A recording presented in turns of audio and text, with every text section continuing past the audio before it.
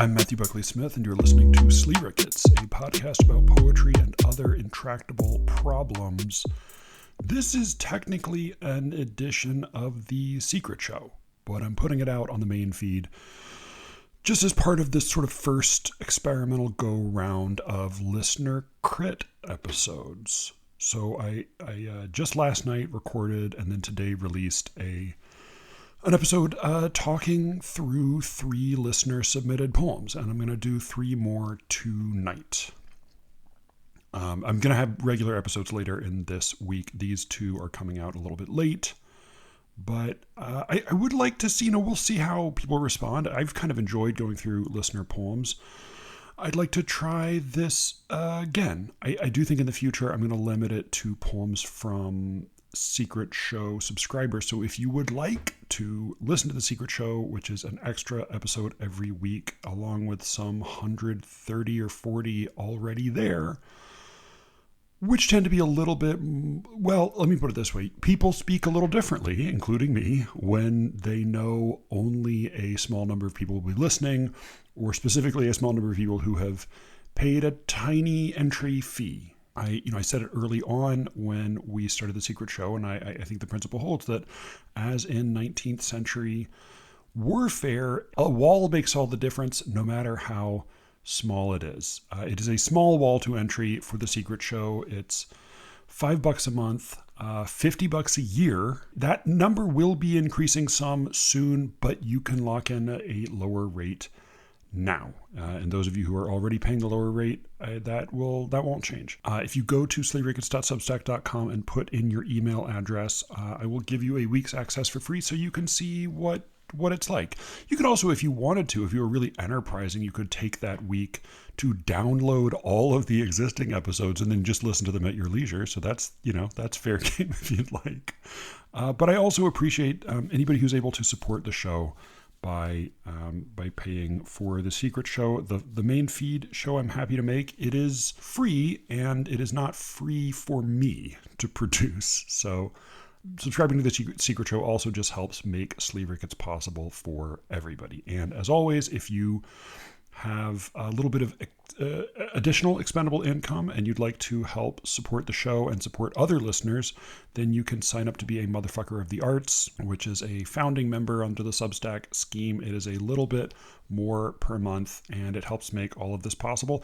And I'm exploring special perks for Motherfuckers of the Arts. I don't know. We haven't done live streams yet. That may be something in the future. Let me know if you have an idea. If you would like to sign up to be a Motherfucker of the Arts and you have a thought about what a perk for that tier ought to be, let me know. And if you genuinely would have trouble paying for the Secret Show, but you would like to listen, send me a note at sleerickets@gmail.com and I'll hook you up. I am a reasonable man, at least in this respect. Few others. All right, so I'm going to get to, there were a number of listener-submitted poems. I'm not going to be able to get to all of them, but I wanted to get to the 3 in last night's episode and 3 more tonight that I think will offer plenty to talk about. I am, as I said in the previous edition of this, I hope, ongoing series, this is how I approach my own work and the work of, the 1 or 2 people that I work very closely with on poems. I am going to be extremely frank here in an anonymized setting. If you don't want extremely frank feedback, don't send me your poems. But if you would like extremely frank feedback from me, and in the future, maybe some of the other co-hosts, Cameron and Alice, have both expressed an interest in participating. We'll see. We'll see how it goes. If you have strong feelings about that one way or the other, send them in a note to me along with your poem. So this is a poem by L. I'm using letters for, 1 letter per author, and it's a letter not necessarily corresponding to first or last name, just as a point of reference. So this is a poem by L. It is labeled Still Untitled As Yet. So let's jump into it. Still Untitled As Yet by L. I have one tooth that crooked sits. the sign of fickle patience, scheming now and then, a tease, she quick alights, then leaves again, and in her wake ill thoughts and deeds entwine. I could not wait at ripe 13 to pine for breasts and beauty. Hunting sex and men, I crept among the lions in their den. Oh, where was she who helps us wait when rhyme and reason fled? I could have used a year, or 2 or 3, to sample every fare. No banquets, but a carnage, terror sheer, while rascal patience played the mutineer. My tooth it clung by just one thread, a snare. I sat with patience long and watched it veer. Reading this, my initial thought is like this might be a poem. There's a poem by S in the last episode that I thought was kind of maybe a poem more for Cameron, or more to Cameron's liking based on my experience with his tastes. This is one I think might be more for Elijah. It is an Italian sonnet, C D C C D C. Okay. Have I seen that rhyme scheme? So it's ABBA, ABBA, CD, CC, DC. I usually think of CDE, CDE, or some variation on those, or maybe sometimes CD, CD, CD. But that's a little unusual. CD, CC, DC. So 4 C's. Okay. And the meter seems pretty consistent. Into the crickets, it's the sign of sickle. Yeah, and none of the lines leapt out at me as being metrically irregular. And I believe all of the rhymes are true except for one. So sign, then, again, entwine, pine, men, den, rhyme. Rhyme is a close rhyme. It's close to, and it is a strong assonant rhyme for pine and sign and entwine. But of course, an M is not an N, so it's not quite a true rhyme. That the fact that the word that doesn't quite rhyme is rhyme, maybe is meant to be a little bit of a play or a sign for the reader that we're dealing with a kind of a dissatisfaction, which seems to be the subject matter of the poem. I don't know. I'm not sure what to do with it. I don't love it just instinctively, but I think my response to this poem overall is that it does seem to be very attentively and crisply composed with regard to sound, and it does seem to have a pretty deliberate argument to it, but the big problem, just off the bat, I think is one that Elijah probably would not consider a problem. The figure I have brought up with him in the past, and the figure that I think is sort of like, if there's a spectrum, like a spectrum of cringe, and on one end of the spectrum, there's sort of like the like 0% cringe end of the spectrum is like Australian poetry. My stereotype about Australian poetry is that they are in such fastidious control of tone that for them, the thing they are most afraid of, the thing that is the biggest deterrent, the if you're going to choose which excesses and which deficiencies you're going to indulge in or be found guilty of, the one that Australians most want to avoid is being thought too big for their britches, being thought to be caught singing with your eyes closed, to be sort of too sincere, too invested emotionally in something, to be found cringe. Cringiness and pomposity are not exactly the same thing, but they have a lot of overlap. So on the spectrum, I see like Australian poetry is at one end, American like mainline progressive university-based free verse poetry used to be closer to the Australian. Like when I was in college, American mainline free verse poetry used to be closer to the Australian end because it was still the sort of like post-avant not like nonsense flarfend of things.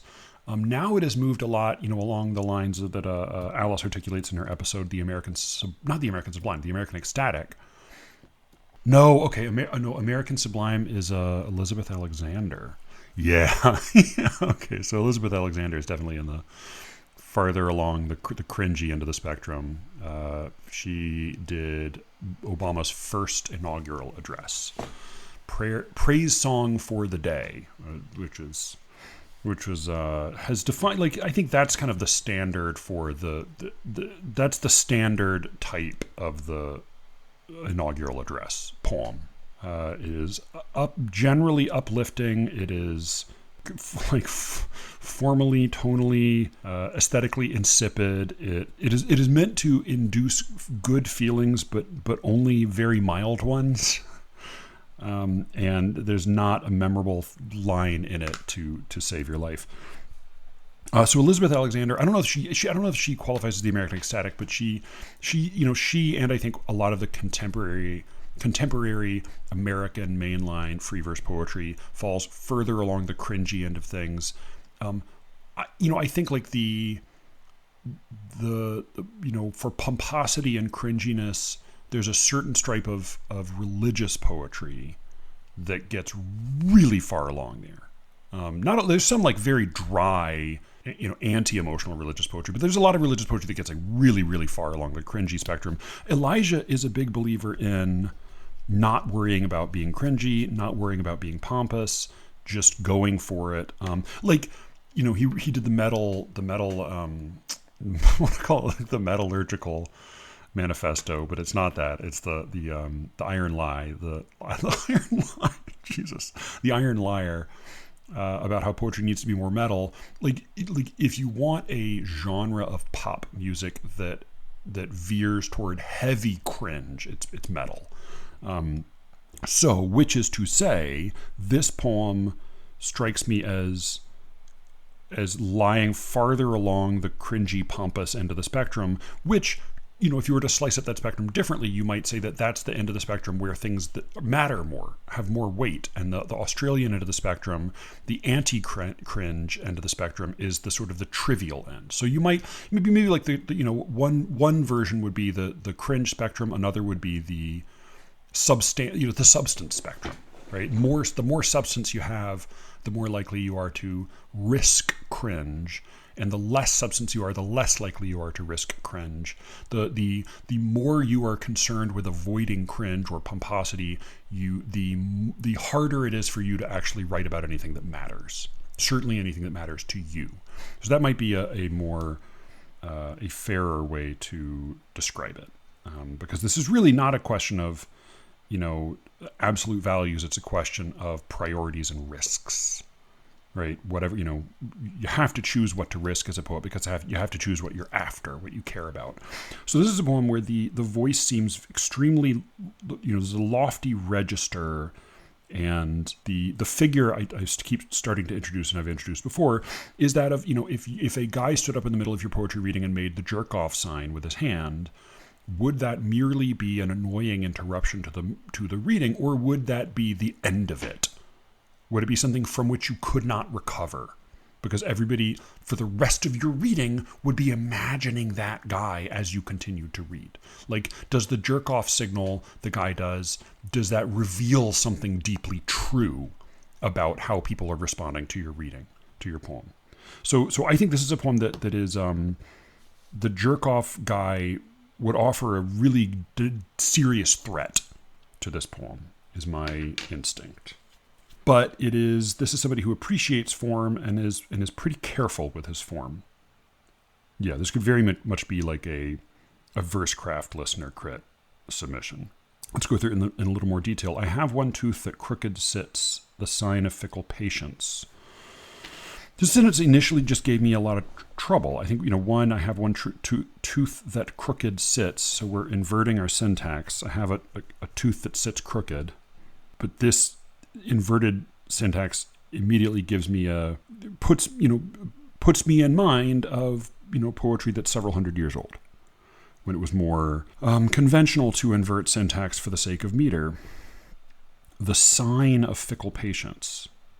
I was very confused by this initially. Basically, I have a crooked tooth, like Jewel, and that crooked tooth is the sign of fickle patience. I don't know what fickle patience is. Seems like patience is not very fickle. Like, fickle patience seems like a contradiction in terms, and I don't know how your orthodontia reflects that. Am I using orthodontia correctly? Let me double check. So orthodontia is the treatment of irregularities in the teeth, but not just the irregularities. So, yeah, I don't know what your dental is, a maxillofacial structure. I'm not sure how that reflects fickle patience, although because of that inverted syntax, perhaps, and the assertion of, I read this as maybe similarly, medieval or of the Renaissance or early modern period, in that it read a correspondence between character and body type. I think later on in the poem it becomes clear that it's not that this is part of the maxillofacial structure of this person's face, but rather that this person has a loose tooth that's sort of sitting crooked. And my daughters are in the process of losing their teeth, and often you go through a stretch where a tooth sits loose for a little while, or it'll kind of get crooked and then just sort of stick at a crooked angle because it's not, enough of the root is still intact. And so the more patient the kid is, the longer the tooth will sit there, because the impatient kids go ahead and wiggle it out, find a way to get it loose quicker, get that sweet tooth fairy money. My 7-year-old, when she was like 3, she was like, Dada, you are the tooth fairy. There's just no mystery there with that one. Very cynical. So then we're talking about a loose tooth. I have one tooth at crooked sits, the sign of fickle patience, scheming now and then, a tease. She quick alights, then leaves again. That also threw me. She quick alights. Of course, that again, we have a kind of an inverted construction. And even, a light, fickle, scheming in this, framed in this way, it all reads as a little bit antique, a little bit lofty. But I was reading she quick alights, then leaves again as the tooth. The tooth alights and then leaves again. And I thought, well, wait what kind of tooth is this? I think what he's talking about here, though, is patience. I think patience is the antecedent to that pronoun she. Definitely unclear to me on a first reading, but I think this is sort of like Milton's patience in When I Consider How My Light Is Spent, who comes to tell him that, hey, shut the fuck up, John. They also serve who only stand and wait. Then she quick alights and then leaves again, and in her wake ill thoughts and deeds entwine. Ill thoughts, start to hear like late in the sonnets Shakespeare, what is it? Lust in action? What is the thing he says about lust in action? It's like a definition of lust that has never struck me as being particularly convincing. The expense of spirit in a waste of shame is lust and action. And till action, lust is perjured, murderous, bloody, full of blame. The expense of spirit in a waste of shame is lust in action. Okay, all right, that's fine. That sort of feels like the mode we're in this poem. It is a mode lots of people have found very effective. I love Shakespeare's sonnets. I was trying to think about, why does the linguistic texture of Renaissance poetry feel convincing in that poetry, where it really doesn't when people reanimate it today? I don't know, because it's hard to say how much those people never spoke through their daily lives in regular meter and rhyme. Like, nobody ever was going around talking in sonnets. But I think a good sonnet, a good piece of metrical rhyming writing, makes itself feel credible in our ears. It feels like this could be a person really speaking. And I think it is the knowledge that this was an earlier time, and that even though nobody was ever going around, it's like when people say, this is a terrible analogy, but it comes to mind. Like when people say, Donald Trump, I like Donald Trump because he tells it like it is. And then the obvious liberal response is like, well, no, he doesn't. He lies constantly, which he does. He's constantly lying. But there is something true. There's truth to that observation. It's not that he tells it like it is. It's not that he tells the truth, but that there's no visible, audible, sensible display of bad faith. Like a normal politician, you can just smell how much they're not allowing themselves to answer impulsively, authentically, not to reality, but authentically to what they want to say in the moment. He is saying what he wants to say in the moment. There's no filter, right? Nobody is vetting this before it gets from brain to mouth. I guess it's the brain that usually vets it. Nobody's vetting it in his case, right? It's just coming straight out. So I think similarly, again, terrible metaphor, but like that is the authenticity one wants in poetry. It's not that it's actually authentic. It's not Allen Ginsberg, first thought, best thought, nor is it that people actually talk this way, right? Just like when you're watching a movie or reading a novel, people don't act in plots, right? People don't generally act out actions with a beginning, a middle, and an end in an Aristotelian sense, but it feels that way. In a good story, it feels credible. We don't sense the machinations. We don't sense the author's imposing his will. And that's what we want in a poem. And so maybe just the fact that it's old makes it credible to us that this could be somebody authentically speaking.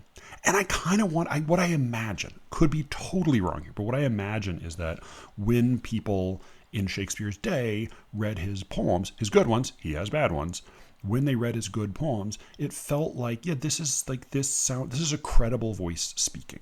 And I think especially when I encounter some of the same textural qualities in a poem today, it just feels very, very artificial. It feels very much like somebody is vetting this before it is, released to the public.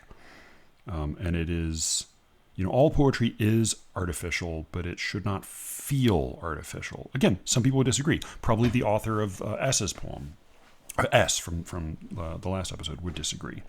But here it feels highly artificial. I have one tooth that crooked sits, the sign of fickle patience, scheming now and then, a tease she quick alights, then leaves again, and in her wake ill thoughts and deeds entwine. So I am, the voice throws me that feels very palpably inauthentic and artificial. And I'm confused about who's doing this. Is the tooth, why is a crooked tooth a sign of this? Was the tooth alighting and leaving?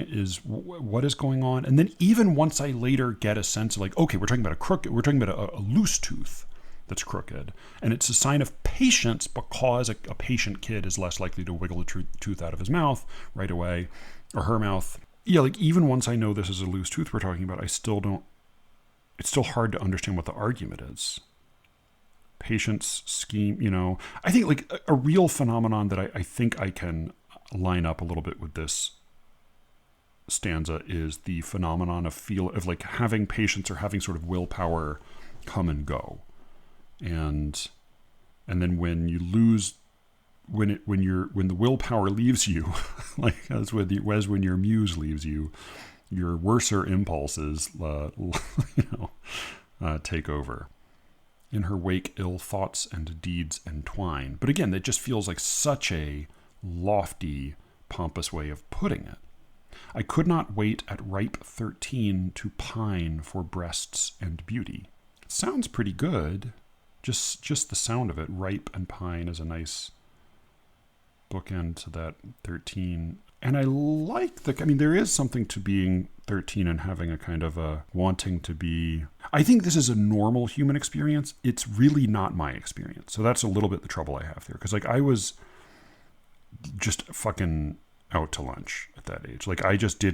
I was not clued into my own puberty.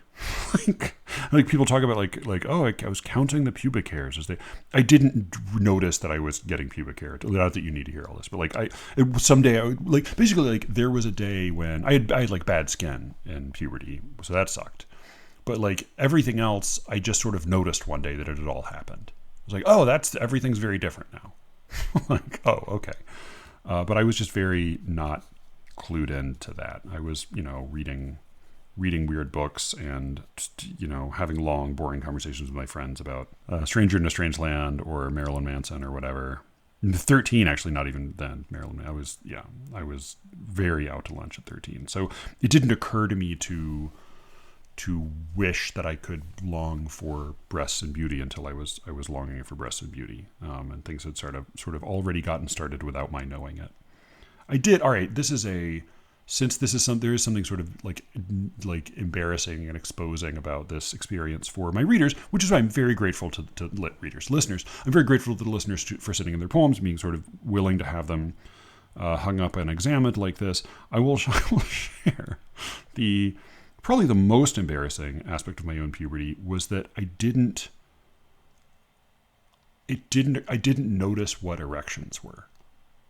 So I just noticed that there were times when I was much more uncomfortable, like my pants fit more uncomfortably, and then other people sometimes seemed to like laugh and notice and point. And it took me way too long to put together that there was like a physical change happening to my body at the same time that this discomfort and like people laughing at me. I was very out to lunch as a little kid and as a early teenager. So I think probably like fantasizing about wanting sex is something that is probably a more normal experience, but it's one that's very alien to me. Who cares if it's alien to me, though? I could not wait at ripe 13 to pine for breasts and beauty. Hunting sex and men, I crept among the lions in their den. Then I'm just confused again. Right, so presumably if you are waiting, you can't wait to pine, so you're hunting for sex before you even want sex. I'm not sure what hunting sex means exactly. Hunting sex and men. So if you're hunting sex, like if you're hunting men for sex, like this could be like somebody who's attracted to men, right? In which case hunting sex and men is a little bit confusing because one seems like there's an identity between the two rather than a contrast. But then if this is somebody who's attracted to breasts and beauty, presumably if this is someone who's attracted to breasts and beauty, this is someone who's attracted to women, and then that person is hunting sex and men, then I think like, well, then hunting isn't a metaphor anymore. Then you're literally hunting men. Like the most dangerous game. And I just don't know I don't know what we're talking about. I crept among the lions in their den. I mean, that image does feel familiar in one sense to me because as a boy, I was very aware of, somebody really, really pissed off Joanna in traffic the other day. I won't go too much into it, but like somebody really pissed, like somebody did a really shitty thing, like really dangerous shitty thing in traffic. And she was really mad and responded in a way that like, I then made me uneasy because I grew up a boy. And while I think like women are more aware of the threat men pose, like walking through a dark alley or parking lot or whatever, I think there is a way in which women seem maybe less aware of the risk men pose in certain social settings. Like if I don't know, I mean, maybe it's just my experience, maybe it's being a boy in the South, but like you can set men off in like a setting where there should, like I just seen, like a lot of like bar fights, like just men saying shit to just provoke each other. Like fighting words is not a meaningless phrase to me. They're things you can say to somebody that like, we shouldn't react to words with violence, but like there's certain things you can say to somebody where like you should expect violence. It isn't good or excusable, but like it's reasonable to expect it because there's certain things you can just set men off with. And that is very much a feeling I remember from boyhood, that like I was aware of how physically dangerous boys were. And I was a boy, which meant I had to constantly be around boys.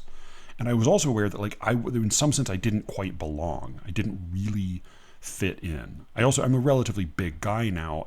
That was mostly later on that came because I had that funny tumor that made me big. But I was a small kid. And I remember just spending a lot of time trying to kind of lie low and feeling like I was among dangerous animals when I was sort of on the boys' end of thing, in the locker room at boys' camp, in sort of a big setting of, boys who were sort of right on the like just ready to be pushed into violence at any moment. So I crept among the lions in their den. That feels like very familiar, even though I'm sort of confused by what precedes it a little bit. I don't understand hunting, sex, and men. It then does make me think about like, well, so like the men are kind of the lions, then you're hunting. Like, where is the figure? What is the figure hunting? Is the figure like? It feels like we have a snarling of tenor and vehicle. And then I crept among the lions in their den is also, I think, probably inevitably, like I think unavoidably, it's a callback to Daniel. Yeah, it just makes me think like the Daniel is there somewhere, but I'm not sure where. I'm not sure what role he plays here. There's, this is the thing that I think in like introduction to poetry classes,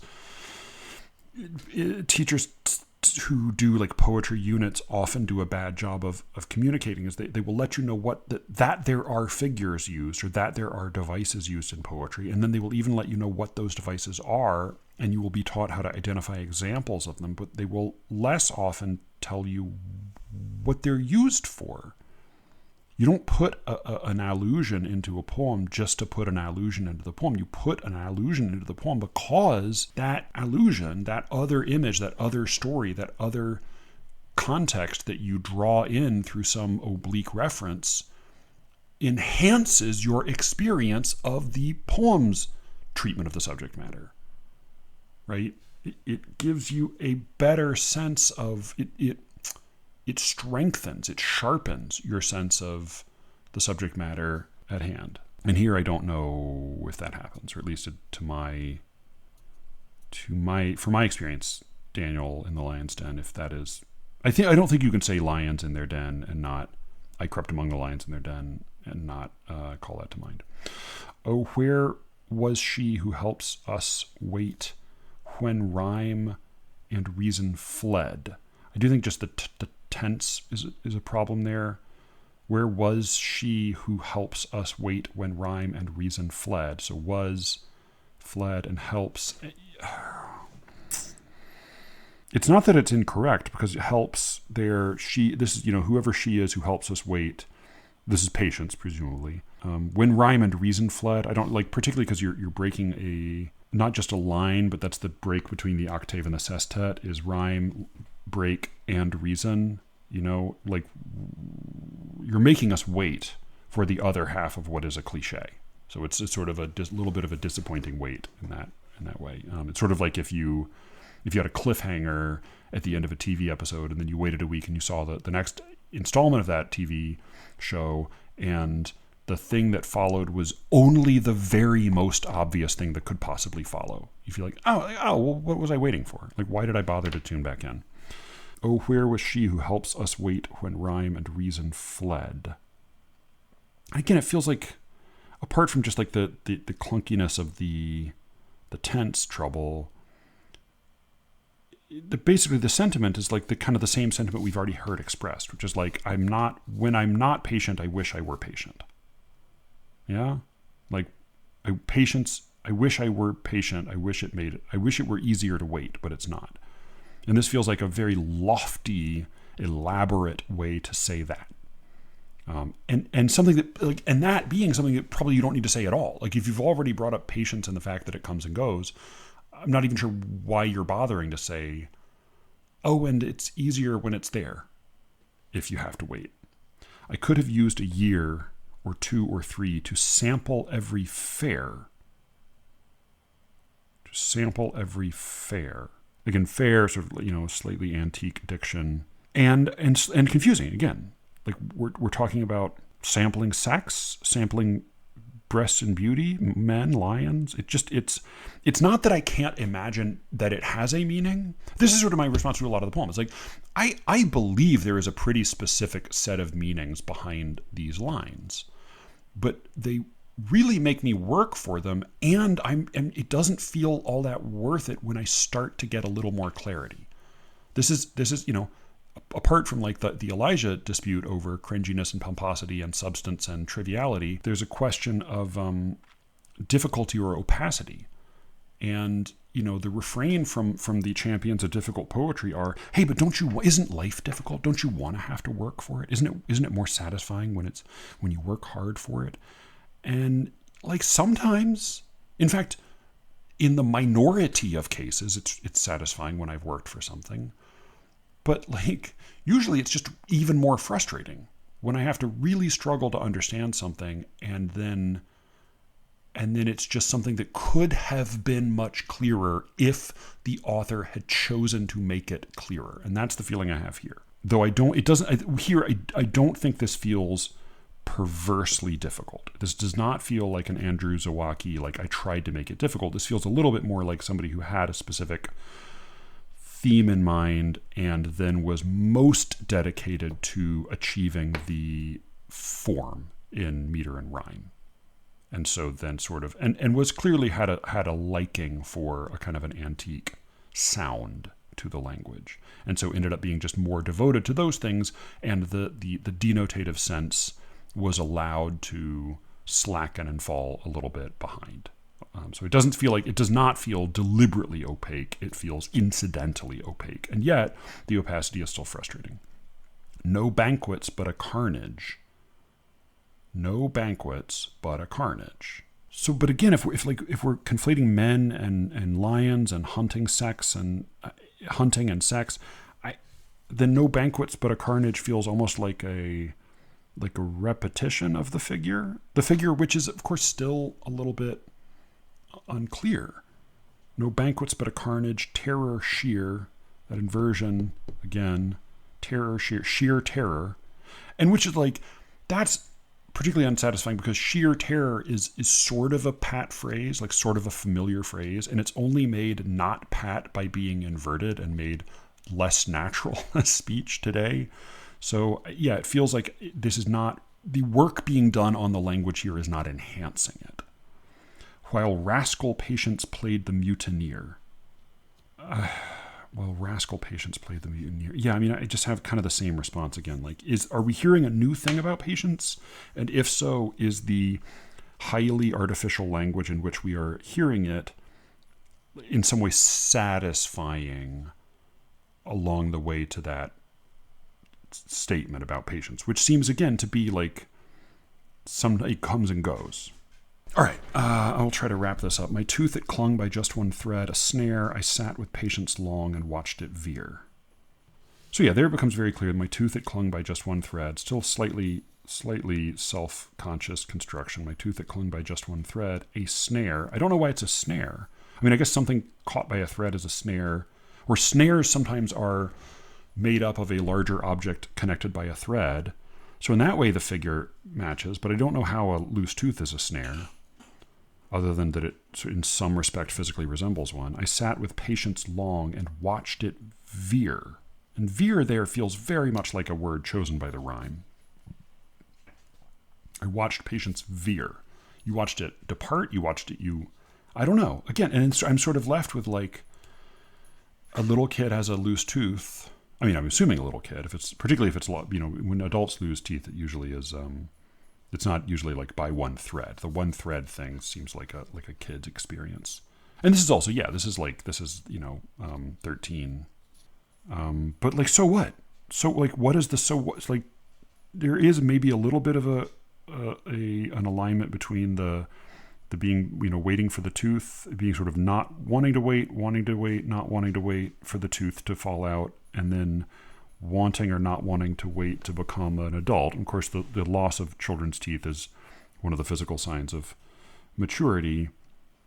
So it's not that I can't see any reason here. It's just that it feels very like a whole lot. It feels very worked over for not very much payoff. All right. This one is quite long.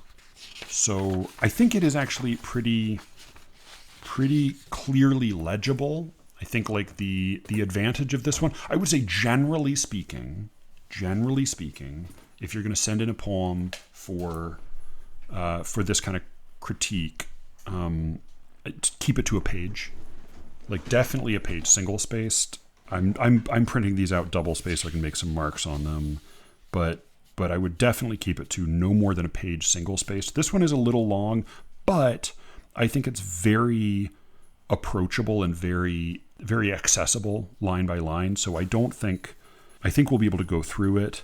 I won't maybe do quite as close a line reading because I do think I have a slightly broader observation about it.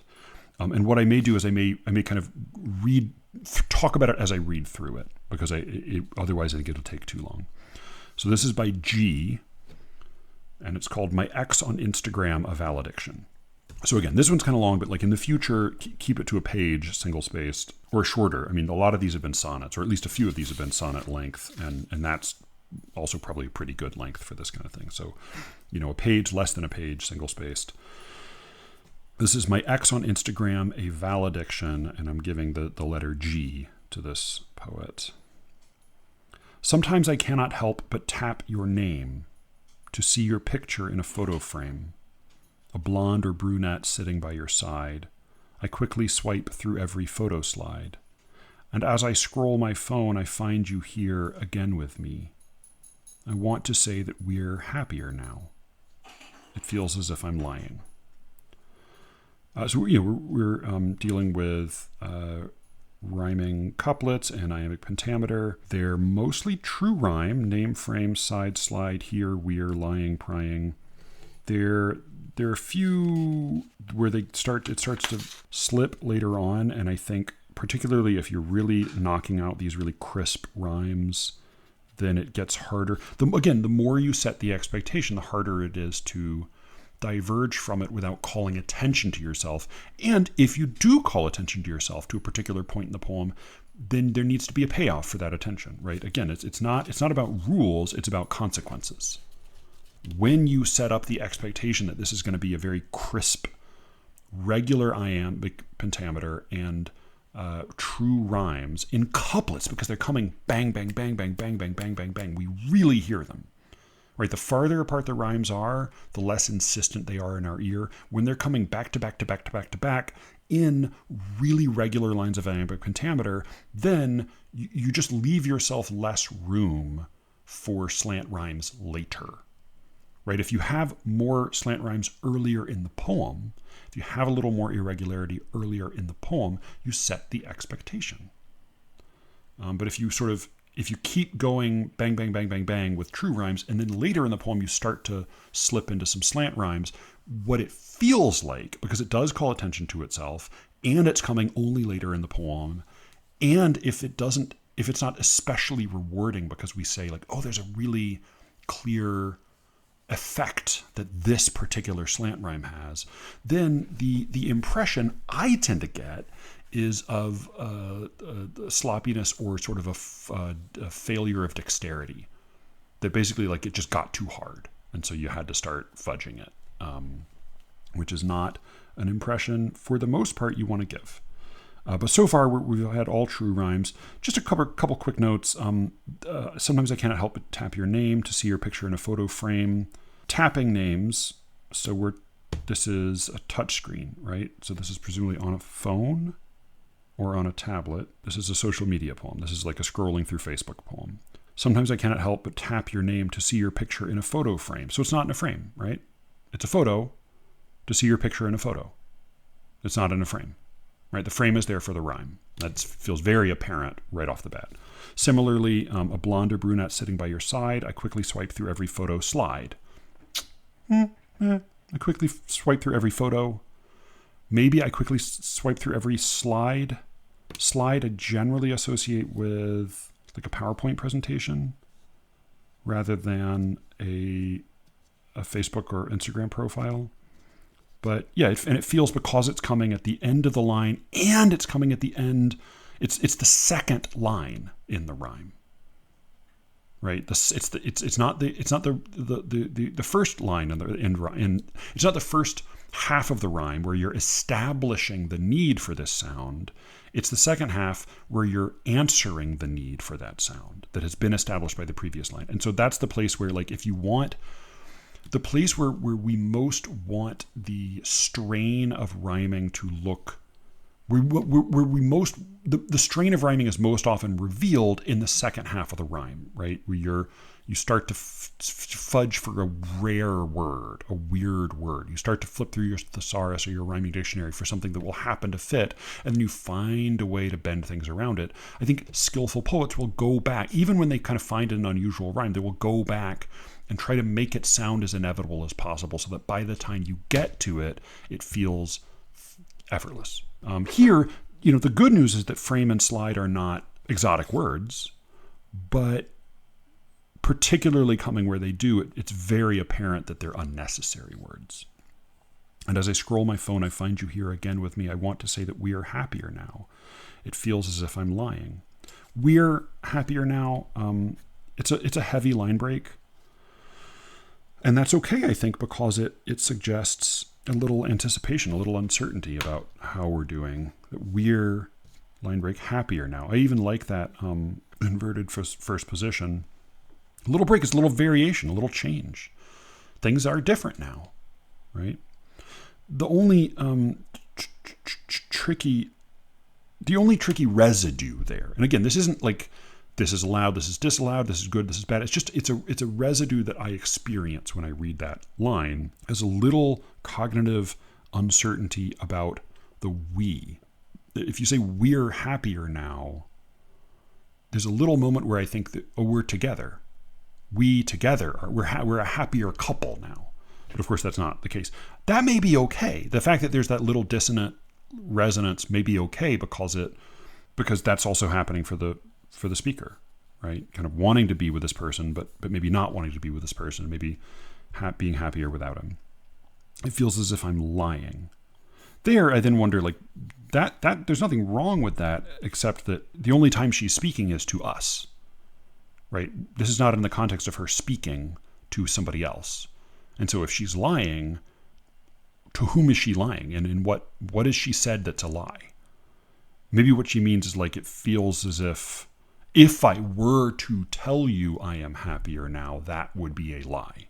Yeah, I don't know. Again, it's not good, bad, or otherwise. It's just, it sort of raises a little flicker of uncertainty in my denotative reading of the poem. I close the app because it seems like prying.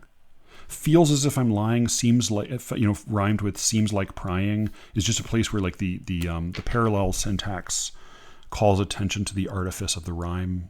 The rule of thumb I wrote a little essay about a Marianne Corbett poem years ago, and I put together a list of rules for writing poems, and one of the rules was the rhyme words should, in context, have as little as possible to do with each other. Meaning, they should be across parts of speech. They should, if possible, be of different, lengths of word. They should be very different in sound other than the rhyme sound. They should be, maybe even of different registers, unless you're throwing off the whole sound of the poem. And more importantly, the phrases or clauses or sentences in which they appear should not be built in a way that feels like it lines up side by side. So that when you have parallel construction in rhyming lines and in end rhymes, it feels artificial. Of course, it all is artificial, but you don't want it to feel artificial. And it feels as if I'm lying, rhymed with because it seems like prying, feels like we're kind of repeating almost the same thought and substituting a slightly different rhyme word at the end of it. I just tonight had a little brief meeting with my poetry ladies. Only actually one of them couldn't make it. We had a switch over in the guard, right? So a new lady has joined. At some point, I might try to get them on the show. I think it'd be really fun. So yeah, always fun to talk to them. Helena was not available tonight, but like in response to the prompt tonight, I wrote a little draft of a poem, and I've been working on sapphics, and so I wrote it in sapphics, and I just like I had sapphics. It's like a weird exercise when you've trained yourself to write an iambic pentameter. It's a weird exercise to kind of like force yourself to reframe things into this different pattern of stresses. And I had 2 lines in a row. One ended with generations. Sapphics don't rhyme, right? They're not rhyme. I mean, or at least as I'm doing them, they don't rhyme. I'm just worried about the patterns of stresses and unstressed syllables. But I had one line that ended with generations, and then the following line ended with composition. And just looking back over it on a second pass, they're like, it's fine. And it doesn't sound terrible when I read these lines out, but it's just a little close, right? And they both end with a TION, even if one has an S at the end and the other doesn't. Like they're both that kind of word. They're both that kind of noun. Like a big abstract noun with the same TION ending. So I had to just rework it until I could change one of them to have a different set of sounds fitting into the same metrical pattern. Because they were both hendecasyllabic lines in the sapphic stanza. So that came to mind here. It feels as if I'm lying. It seems like prying.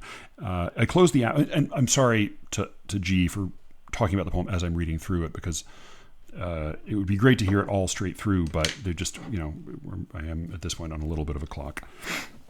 I want to say that we're happier now. It feels as if I'm lying. I close the app because it seems like prying into a life that we no longer share, except in likes and comments. I'm aware that you can also see how I've moved on. I'm married now. I have a newborn son. A little bit of presumption there. I think like that the he is looking. That there's kind of an assumption that they're both looking at each other. And maybe that's I don't know. Maybe they are, but it does feel slightly like my assumption in this case would be that he has no interest in my life, right? That the ex is she, whoever. Like my assumption is like if I were scrolling an ex's photos, I would assume like she's not scrolling my photos. But I don't know. Maybe the fairer assumption is the one that the speaker here makes, which is that I'm aware that you can also see how I've moved on. I'm married now, I have a newborn son, and yet if we had chosen differently, we could have had a child, half you, half me. For there were years when we would talk about our future home and jobs. There was no doubt that we would be together. This is where we could have had a child, half you, half me. Like, two things come to mind. One is that, and this is not quite a poem about, oh Lord, we all spend too much time on our phones all day. I will say, if you this did not come up when Cameron and I talked about submissions to Literary Matters, but just an observation I will make is that, I don't know if this is a formal poet thing. Like I know formal poets tend to be a little more interested in tradition and history and old ways of doing things, and so maybe it's specifically in the context of people who write formal poems. But whether it's formal poems or other kind of poems, we get a whole lot of poems that are basically bemoaning the fact that we're all on screens all day, to varying degrees and in various ways. And some of them do it in style, and some of them do it in kind of novel terms. But it's really hard to be interesting writing a poem like that. I've just read a lot of poems about, Lord, we're on our screens all day, aren't we? Humph, right? It's also like the subject of like every single parenting article. So I write the poems you have to write, but you might not have to write that poem. This is not that poem. This poem is not saying, Lord, we're on our phones all day. It has a little bit of that creeps in from time to time. The bigger problem with this poem is that it says it takes 3 pages to say something that it could probably say in a page or a page and a half. It's a poem about spying on your ex on Instagram. Why was I saying Facebook? It says Instagram in the fucking title. My ex on Instagram.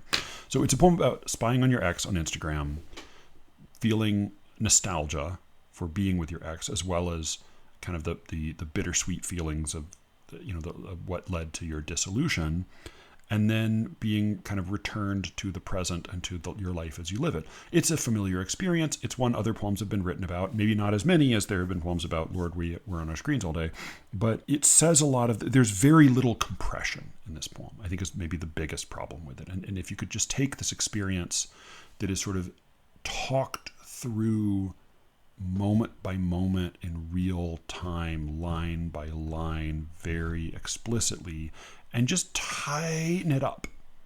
Just maybe pull the most essential moments from that experience and let some things go without saying, right? Very little is allowed to go without saying here.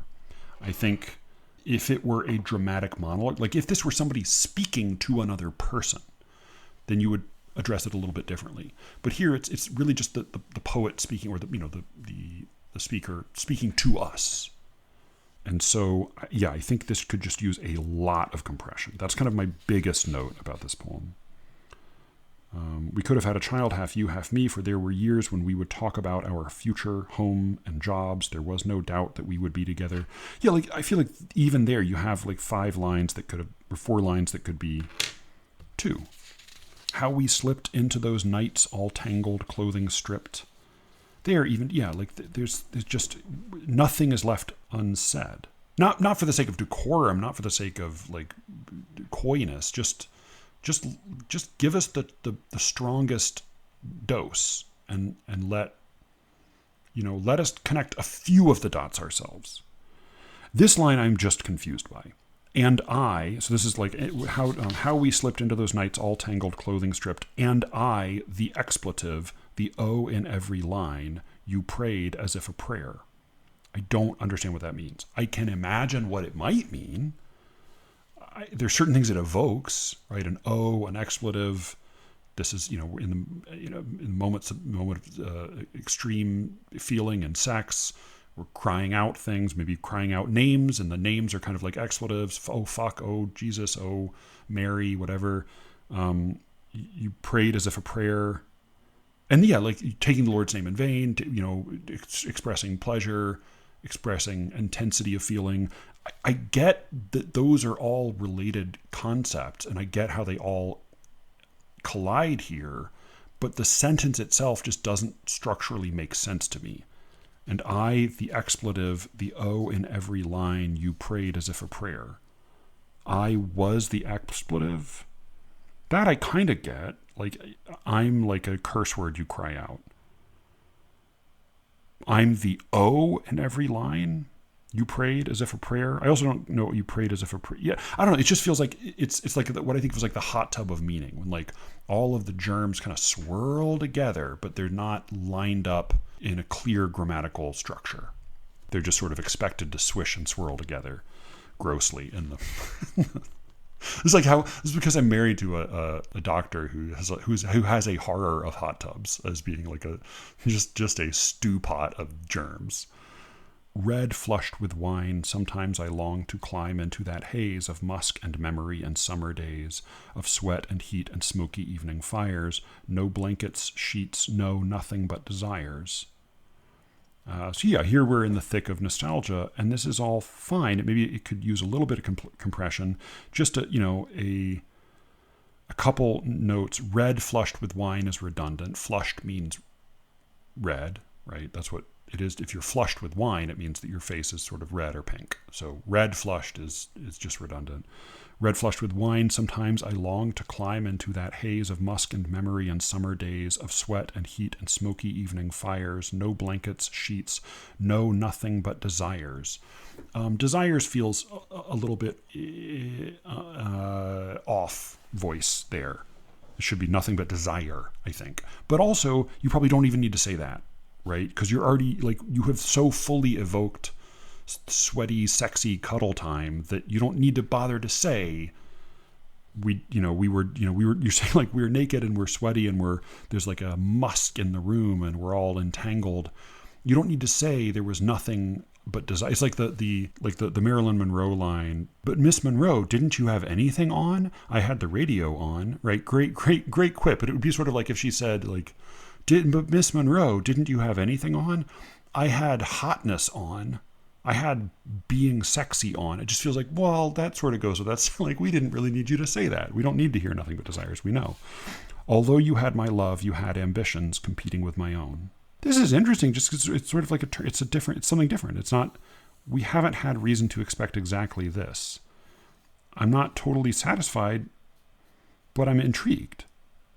Although you had my love, you had ambitions competing with my own. You'd make conditions that I could never meet. Then we would quarrel, and that would turn into a downward spiral of silent meals, late evenings, stuck at work. You'd call me bitchy, I'd call you a jerk. Although you had my love, you had ambitions competing with my own. You'd make conditions that I could never meet. Then we would quarrel. This is interesting. We're seeing how things start to fall apart, but things are fairly vague still. Then we would quarrel, and that would turn into a downward spiral. And that's the first slant rhyme in the poem. And it also is a moment where it just feels like we're being let down by, like, tell us what's going on. Don't give us a broad figurative generalization. A downward spiral. I also like, am I the only one who can't hear the phrase a downward spiral without thinking of the 1994 Nine Inch Nails record? Like, that's the only thing that comes to mind, like that coil of rope or whatever it is. Is the coil of rope on the original, or is that on the little remix album? I can't remember. Alice would know. Further down the spiral. But yeah, like, we would, like, show us something. Give us a scene. In the next line, we get silent meals, late evening stuck at work. Those are some specifics, right? When you sit together, you're not talking to each other. And then sometimes you're not even sitting together because, like, oh, I got to work late, whatever that means. So that's the good stuff. That's the juicy stuff. That's like stuff we can respond to. A downward spiral is just you giving your evaluation of what was happening. We don't want your evaluation. We want the stuff. We want something to respond to. You'd call me bitchy. I'd call you a jerk. That feels like the register there just feels a little bit tinny, a little goofy. I don't know. It feels not quite right to me. This is the other trick with this poem, right? When you go through this sort of experience at great length, the other risk this poem begins to run is the risk of lacking irony. Like, one of the things that happens when we obsess over an X is that we are aware that what we're doing is really lame and boring to everybody else. And so if you're gonna write a poem about it, you don't have to acknowledge that. You don't have to spend your whole poem saying, you probably don't care about this, because that's not very interesting either. But you have to be aware of that risk. And here it really does start to feel self-indulgent. And I don't mean that as a criticism of the poet, or even necessarily of the speaker, but what I mean, like, when somebody goes on in a way that seems to not take into account other people's experience of what he's saying, then we call that self-indulgent. You're indulging yourself at my expense because I have to keep listening to this and you haven't shown me why I should care. Now, if you make it juicy and interesting enough, you won't have to show me why I should care, because I will care, because people love gossip. So your advantage here is that people love gossip. Your disadvantage is that they hate hearing people whine about their exes. So let it be interesting, right? This is like, if you're gonna write a memoir, A, don't write a memoir, but B, if you're gonna write a memoir, you have to strip naked. You cannot be coy, right? I don't mean to say that this should be like really, really graphic or really explicit. I just mean, like, this feels like a cute summary rather than being a blood-letting evocation, which is what it needs to be if we're going to care. But then, although you had my love, you had ambitions competing with my own. You'd make conditions that I could never meet. But yeah, my inclination is to cut that so that that line can be headless. Headless lines work best when they follow feminine feet, right? So you'd make conditions, feminine foot. That's the easiest place to put a headless line, is immediately after a feminine foot, because we hear it as a continuous iambic alternation, even though technically speaking the line ends one syllable early. But it's fine either way. It's not a big deal. You'd make conditions that I could never meet, then we would quarrel, and that would turn into a downward spiral of silent meals, late evenings stuck at work. You'd call me bitchy, I'd call you a jerk. And after months of this, you packed your stuff and left our home. I knew you had enough of fights, but with you gone, I'd stay awake. There's a line break, and at least here in this version of it, there's a stanza break. That may be just an artifact of the way I printed it out. I knew you had enough of fights, but with you gone, I'd stay awake each night to lonely chills I could not shake, and we became just friends and got along. And I feel like that's like, you could just cut those 5 lines. I mean, you need the rhymes to work out, which they wouldn't, but maybe you need some little beat there. But it feels like we're really belaboring every moment in a way that it feels like the beauty of scrolling Instagram is that things happen in snapshots. And yet the poem seems to happen in a like a patient Jamesian narrative. So like take advantage of the figure, right? Take advantage of the occasion to let us leap a little bit from moment to moment. We don't need to follow every causal chapter in the larger story.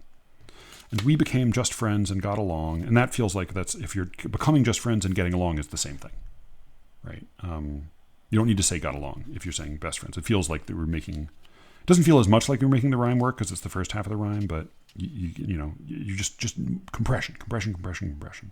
Yet secretly I wept at every song we listened to when we cooked meals together or heard you sing off tune while in the shower. I guess they became friends while they were still living together. I guess that happens. Does that happen? That seems crazy to me. I have no good relationships with exes. Like, I have no good relationships with exes. That definitely speaks ill of my character.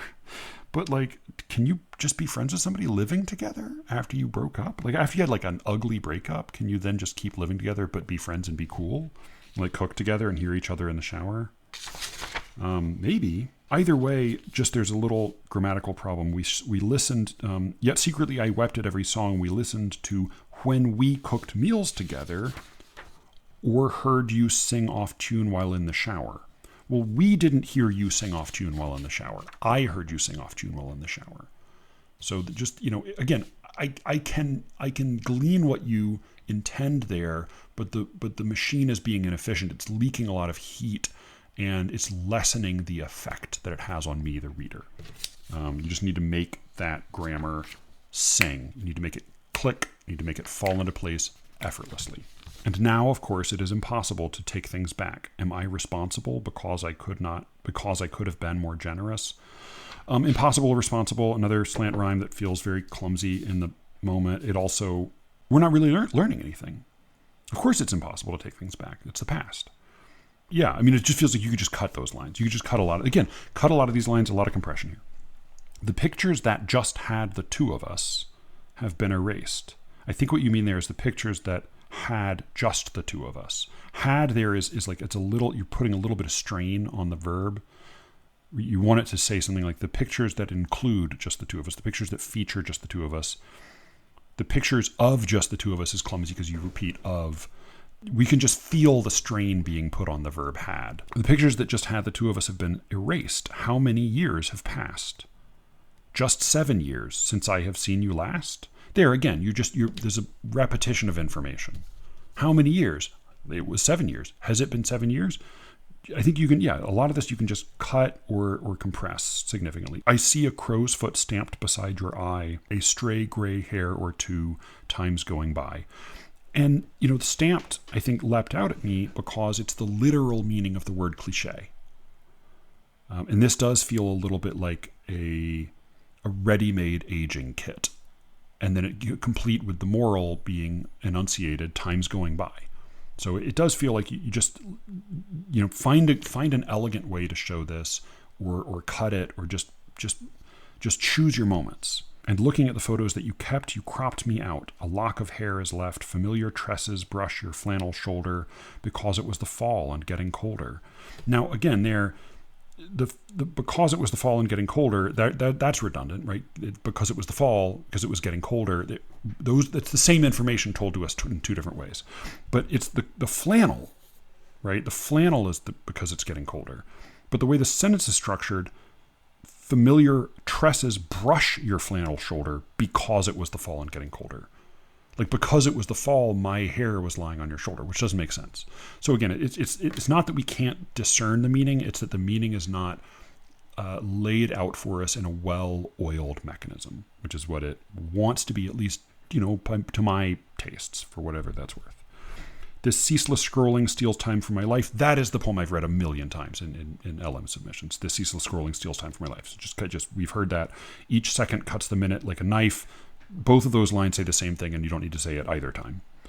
That quickly bleeds the time we can't transfuse into some past life we would still misuse. It's not saying quite the same thing there, but I still think that the thing it is saying probably can go without saying. I know that any moment he will wake. my newborn son. That was an interesting moment because every time I read it, I assume that it's going to be the husband who will wake, right? Because instead of you, I have my husband.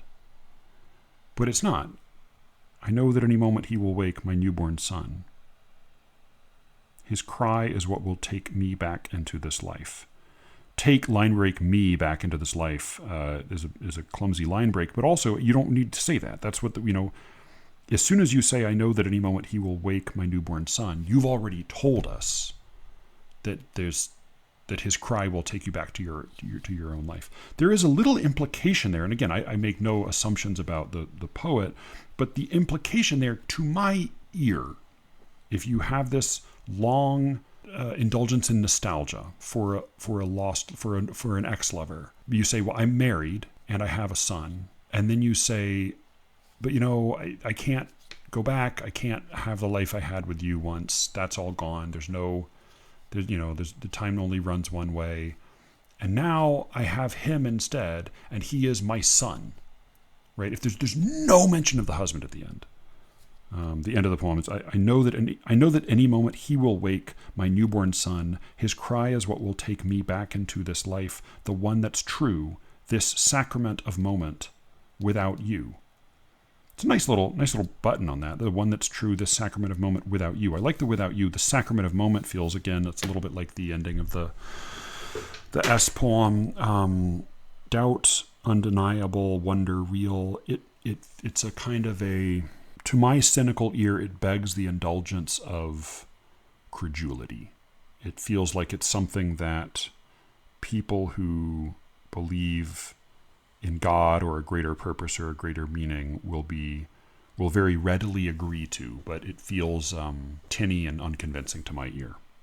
But that's to say, this poem is not for me in that case. Like, that's okay. It's for people who are going to hear the sacrament of moment and feel like, yes, the moment is sacred. And not just sacred, but a sacrament. There isn't really religion anywhere else in the poem, so it does come as a little bit of a surprise there. But, all I was going to say before is that, like, if the turn at the end is only to the newborn son and not to the new husband, the implication there seems to me to be that the current marriage is unhappy or is lacking something.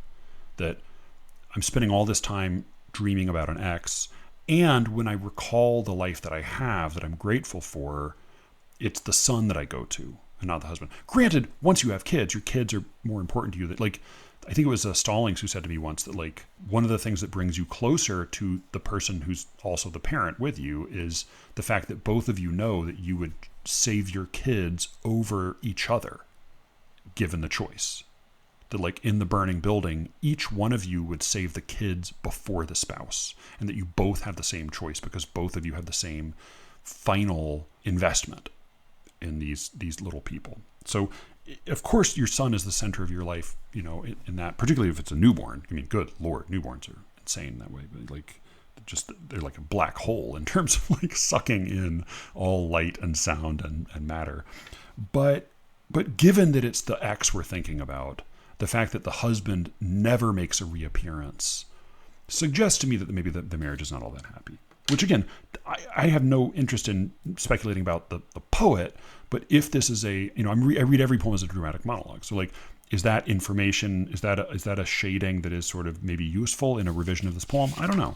It does feel like there's something to this poem. It's an experience I recognize, and I think many people can relate to.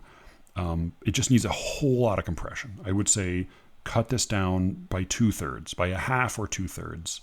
And I think you'll have a much stronger poem. And maybe just, like, ask yourself a little bit, like, put some pressure on some of those questions about what precisely the speaker wishes and where her care resides. Yeah. All right. So last poem, Blue Girls by Jay. Very first thought I had when I saw this poem, Blue Girls, was the John Crow Ransom poem. Great poem. Great mean ransom poem called Blue Girls. Let's see if I can read it. I have my gorgeous 1963 selected Knopf edition. Ryan gave me this, I believe. Yeah, old John Crow Ransom could throw some mean elbows at the ladies at times. All right, Blue Girls by John Crow Ransom. Twirling your blue skirts, traveling the sward under the towers of your seminary, go listen to your teachers old and contrary, without believing a word. Tie the white fillets then about your hair, and think no more of what will come to pass, than bluebirds that go walking on the grass and chattering on the air. Practice your beauty, blue girls, before it fail. It's a little bit of a Gather Ye Rosebuds While You May poem, but like with less hope than Herrick offered. Practice your beauty, blue girls, before it fail, and I will cry with my loud lips and publish beauty which all our power shall never establish. It is so frail. I have to read like a little bit of self-mockery in that I will cry with my loud lips and publish. Like he sort of knows he's like a hopeless geek who's there's a little bit of sour grapes going on with these like these sassy, pretty young things who roll their eyes at him. Practice your beauty, blue girls, before it fail, and I will cry with my loud lips and publish beauty which all our power shall never establish. It is so frail. For I could tell you a story which is true.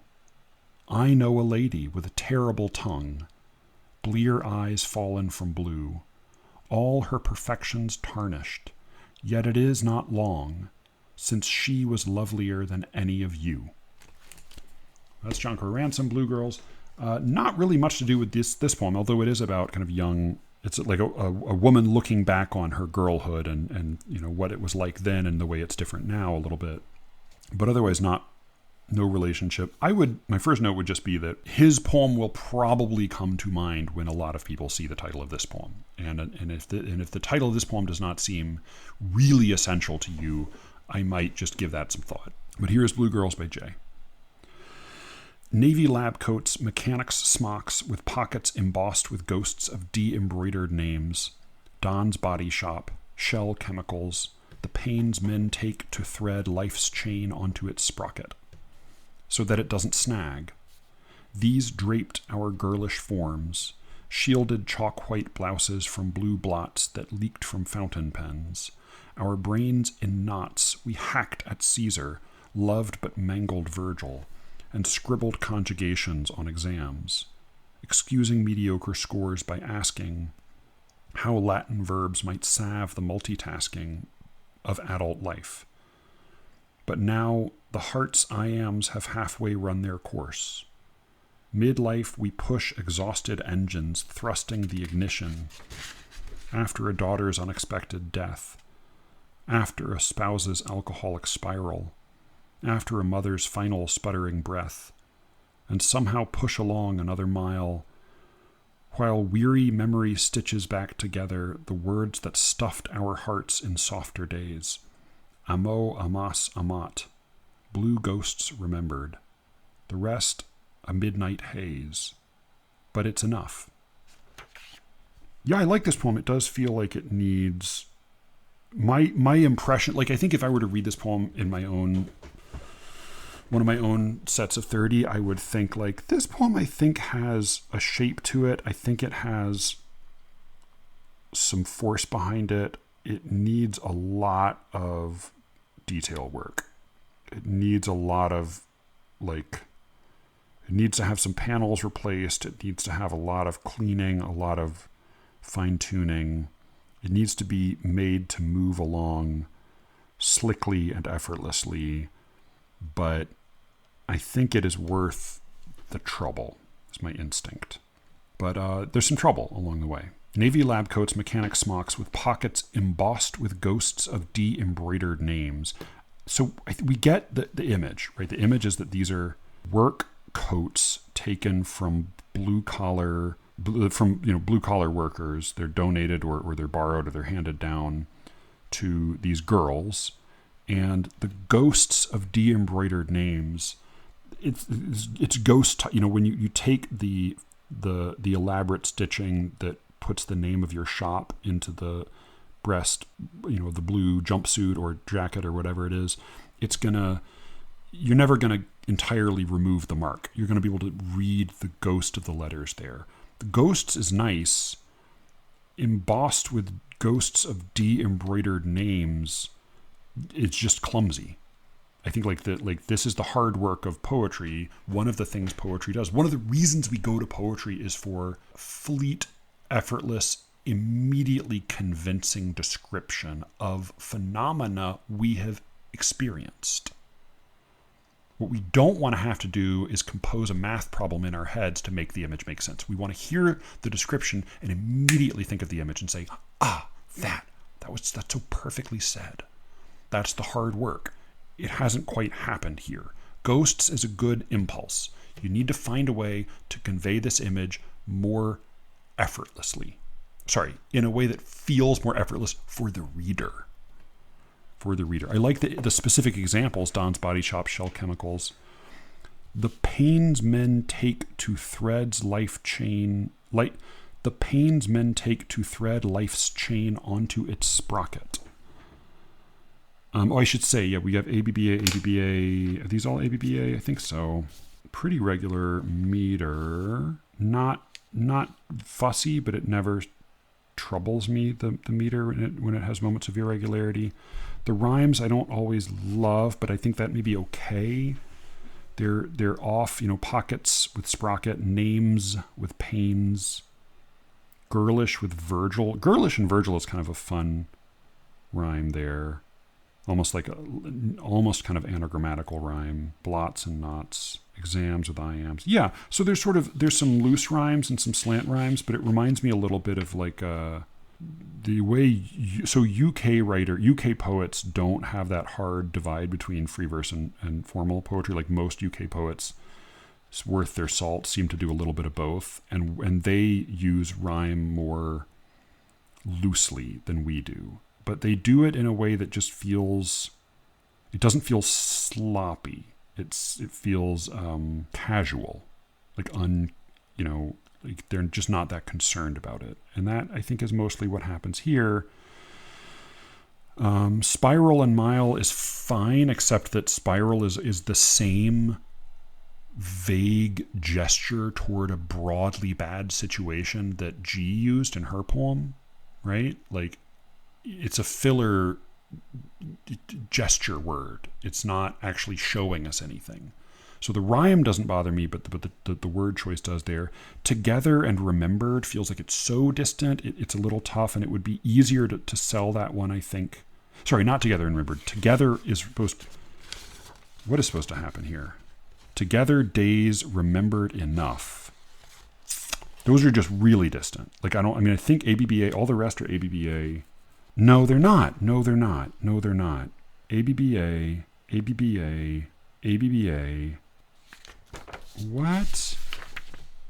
Hold on a minute. Am I missing a fucking... Hold on a minute. No, yeah, okay, so the form just fumbles is the problem. It's ABBA, and then push, ignition, breath, spiral, death, mile. So XXABAB, and then together, days, remembered, enough. And there just seems to be no real rhyme there. Maybe together, remembered is supposed to be a rhyme, but yeah, I think the kind of the casual British style rhymes of the first three stanzas seem like that's fine. Like that's a fine mode for this poem to use. And again, the key is let your reader know what to expect. So yeah, the Jay runs into trouble in the second half of this poem just with the form, just with you can't just have the form totally fall apart. It's gotta in some way answer the expectations of the first half of the poem. Yeah, so I'm not missing lines here. It just feels like I am because there's a little bit of a formal collapse. But yeah, just going back through the poem line by line, the pains men take to thread life's chain onto its sprocket. So life is like a chain being threaded onto a sprocket. The pains men take. Again, the antecedent, not the antecedent, the appositive, is that an appositive? I can't remember. The pains meant to, what is the pain? What is standing in for the pains? Is it the names? The stitching? It's just not totally clear to me. It's like that. It's that hot tub of meaning. I get that there's some things coming together here, and that the threading the chain onto the sprocket is like a working, blue collar, mechanical, working with your hands image that suits the subject matter, but it's just not clear to me what the actual statement is. Like, what precisely is being likened to what? It just feels like you sort of lined up some related elements and allowed them to kind of sit next to each other, swirl together in the pool.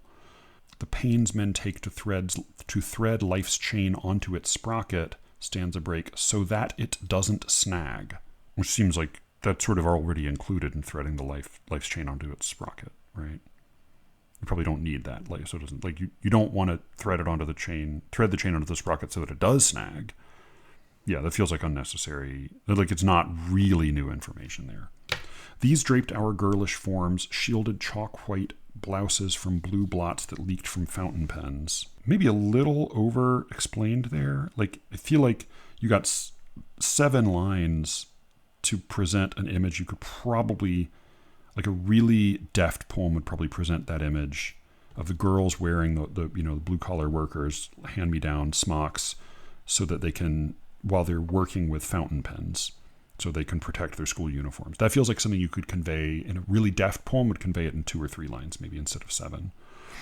Our brains in knots, we hacked at Caesar, loved but mangled Virgil. There's some kind of, like, I don't totally know how it adds up, but I kind of like that it's, our brains in knots, we hacked at Caesar. So it kind of inverts the image of the Gordian knot. Like, the Gordian knot is hacking up the monarch rather than the monarch hacking the Gordian knot in 2. And, hacking at Caesar is kind of funny, of course, because he was, murdered by a crowd of knife-wielding senators. Loved but mangled Virgil. And this is, of course, school children attempting to take on translations of the Latin and doing a very middling job. And scribbled conjugations on exams, excusing mediocre scores by asking how Latin verbs might salve the multitasking of adult life. It's not a bad premise, right? Because, like, you don't do well in this class. Your scores are kind of sad, but you're part of the way you excuse it to yourself is by asking the teacher or yourselves or the work itself. You ask, like, well, how can this help me? When am I going to use this? But the construction to salve the multitasking of adult life feels like, well, who is that talking? Is that how the girls are going to say this is a useless dead language we're studying and I'm never going to use it in my, when I'm a grown up? It just feels like salving the multitasking of adult life. The multitasking is not, it's like a noun I'm crazy about. As the thing of value against which, or the challenge or the occasion against which the girls are testing the uselessness of Latin, I'm not thrilled with it. What I do like about multitasking is that it comes second. So excusing mediocre scores by asking how Latin verbs might salve the multitasking. If you have to rhyme a short word with a long word, right? If you're not just rhyming words of precisely the same length in which the entirety of the word rhymes, or the entirety of the stressed part of the word rhymes after from the stressed vowel onward. If you're gonna throw in a polysyllabic word, it's better to have it come second, because the second word is where the strain of the rhyme tends to show.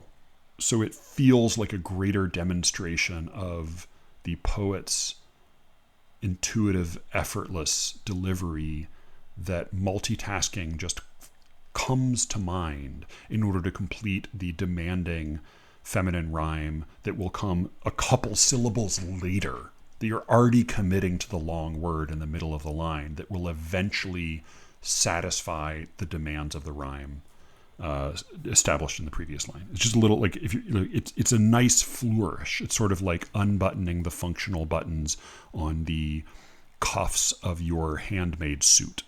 It used to be a sign of a handmade suit. It's not anymore because designers started adopting it, but it's just a nice little formal flourish if you're going to use that kind of rhyme. I just don't like quite the sense of it in this case, because it doesn't feel like it doesn't feel like the way the girls are thinking to themselves. It feels like the way the poet is poetically referring to this conundrum later. But now the heart's I ams have halfway run their course. I like that.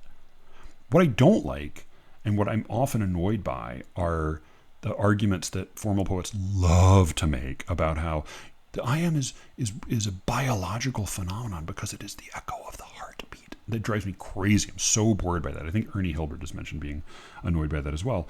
But this is lovely because it doesn't bother to make any kind of insistence. It doesn't say, here is the reason that we write in iams, is because the heart beats doesn't say any of that. It just says the heart's iambs. It's the most efficient possible way to make that link.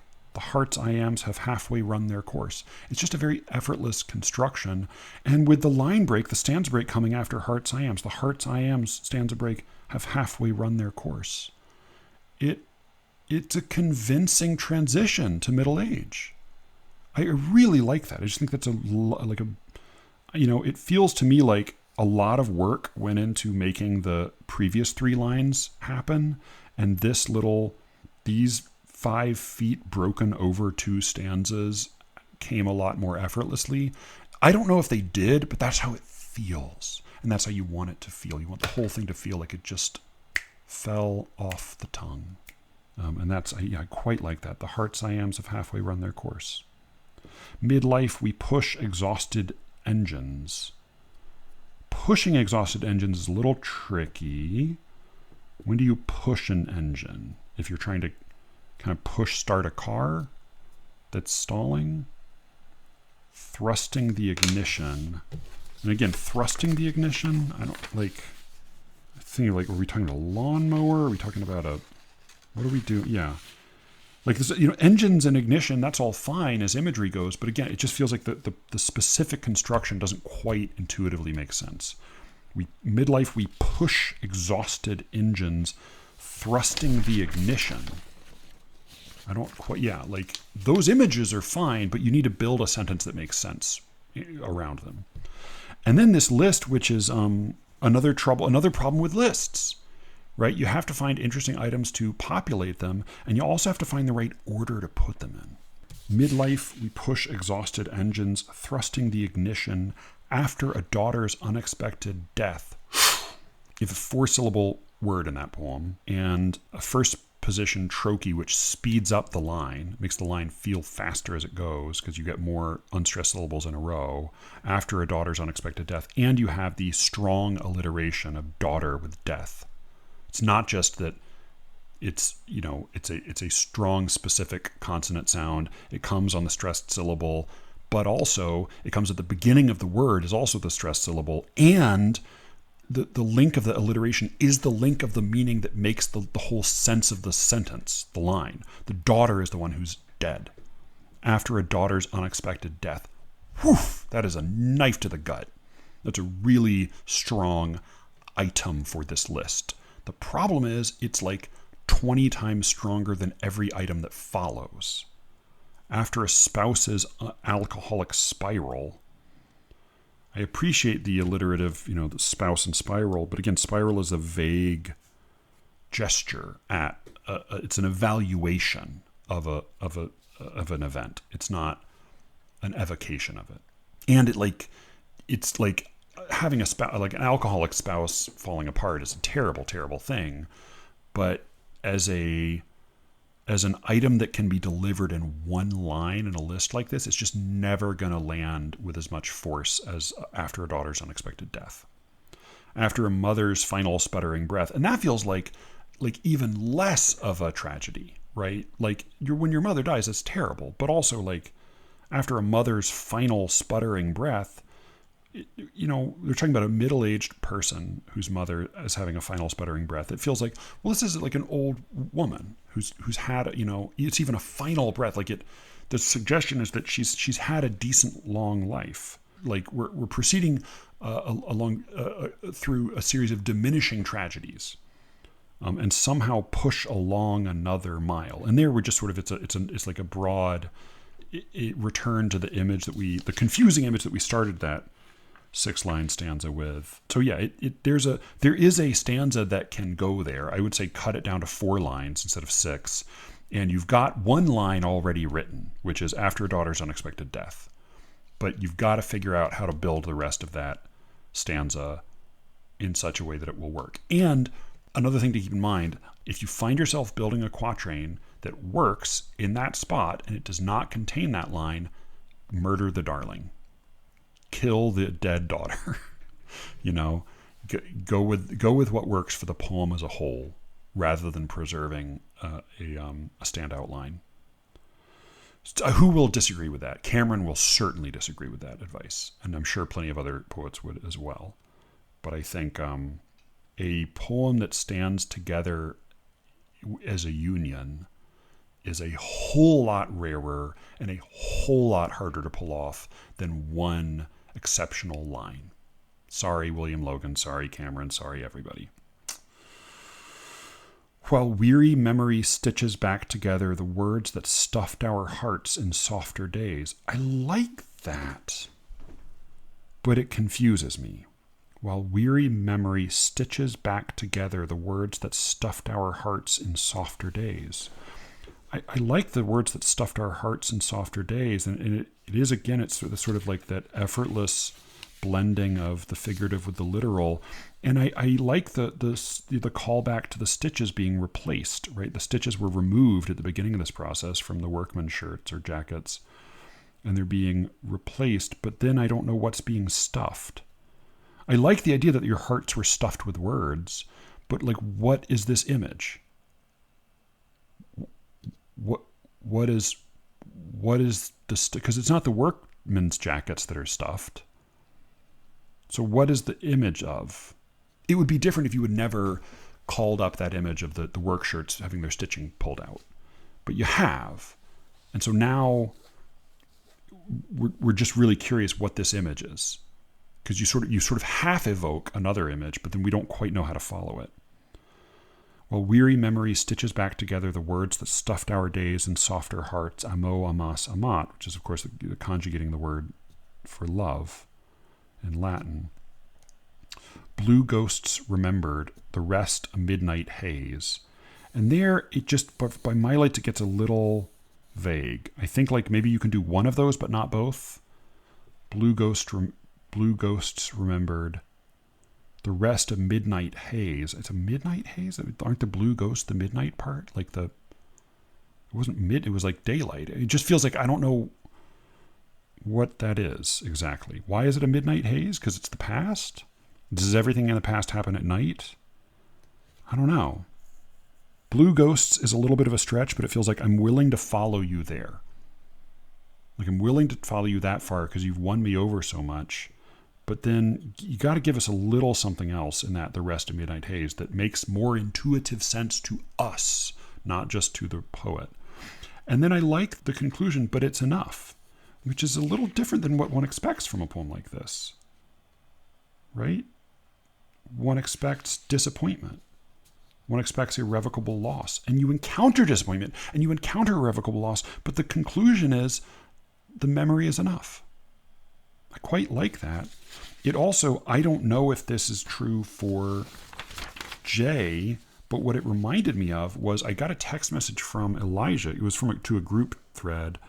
I won't share the context, but the specific note was just that he had read this poem by, I'm going to call it up here.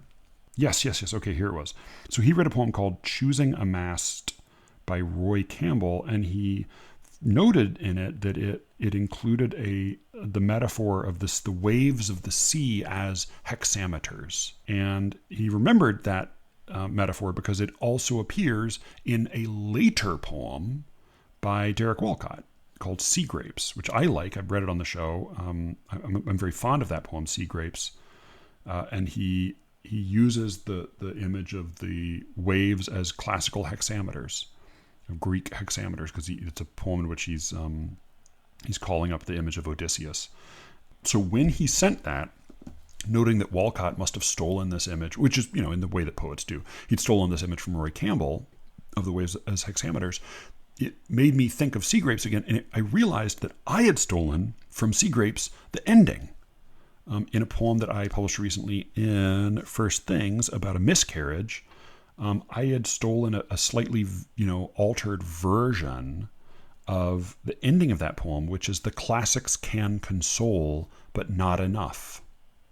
And I had a slight variation on that in the end of my poem about a miscarriage. The classics can console, but not enough. It happens, not infrequently. This is the thing I mentioned in the episode on, the Quartier Up of the Mind, that all of the poems, all of the great writing we've read, all of the great speeches we've heard live in our minds and form the landscape, our inner linguistic landscape of how we understand the English that is a little bit different for each one of us. And I find it delightful to be reminded in those moments, like, oh, that's the poem I didn't know how much that poem lived in my head until I realized that I had borrowed from it in this poem that I wrote. So I don't know if she had Sea Grapes in her mind, or Roy. Well, she didn't have Roy Campbell because he doesn't have the same ending. But I don't know if she had Sea Grapes in her mind, because this is a poem also about the classics. But I like the altered conclusion. But it's enough. So yeah, I think this one's really worth working over. But I think it's going to take a lot of working over. Godspeed, Jay.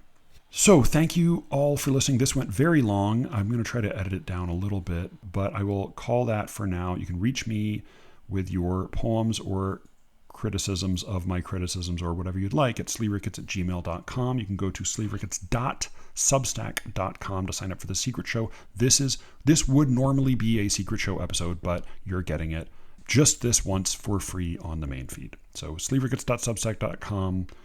Go sign up today. Thank you all for listening, and with any luck, I will be speaking to you again very soon. Until then.